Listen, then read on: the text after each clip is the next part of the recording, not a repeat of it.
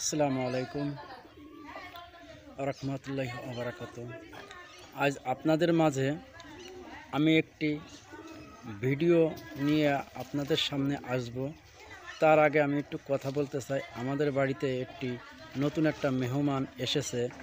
সে আসলে হয়তো তার মনোভূতিটা কেমন বা কী দেখি জানি না, তবু উদ্দেশ্য করে আইছে এবং তাকে আমি যেরকমভাবে আদর যত্ন করতেছি আপনারা হয়তো দেখলে হয়তো খুশি হবেন।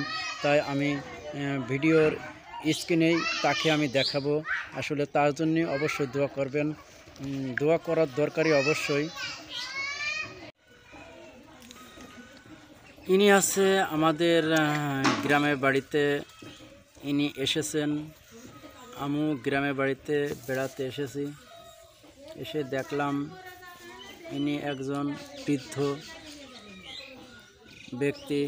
তিনি ক্ষুধার যন্ত্রণায়, ক্ষুধার জ্বালায় এদিক ওদিক ঘোরাফেরা করতেছে। আমাদের বাড়িতে উঠানে এসে বসেছে। তারপরে তাকে কিছু খাবার দিলাম, তিনি খাবার গ্রহণ করতেছেন।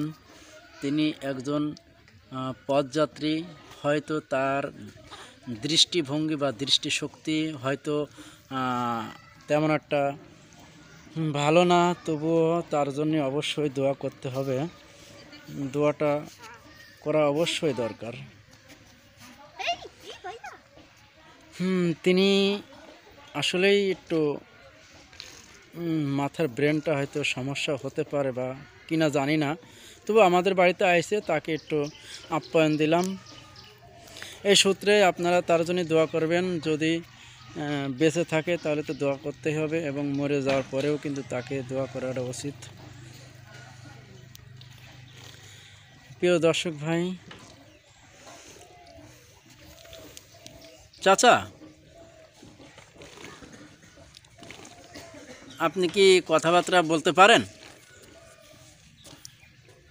হ্যালো চাচা।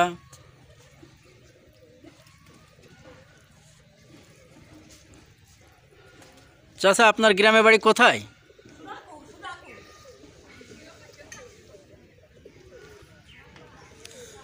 তিনি কথা বলতে পারেন, অথচ তার মন মানসিকতা ভালো না। তাই প্রিয় দর্শক ভাই, আমি স্ক্রিন কোথায়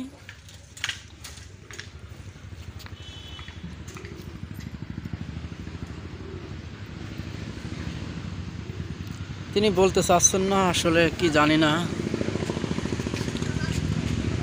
তা আপনি খাওয়া দাওয়া করেন, দোয়া করবেন আমাদের জন্য।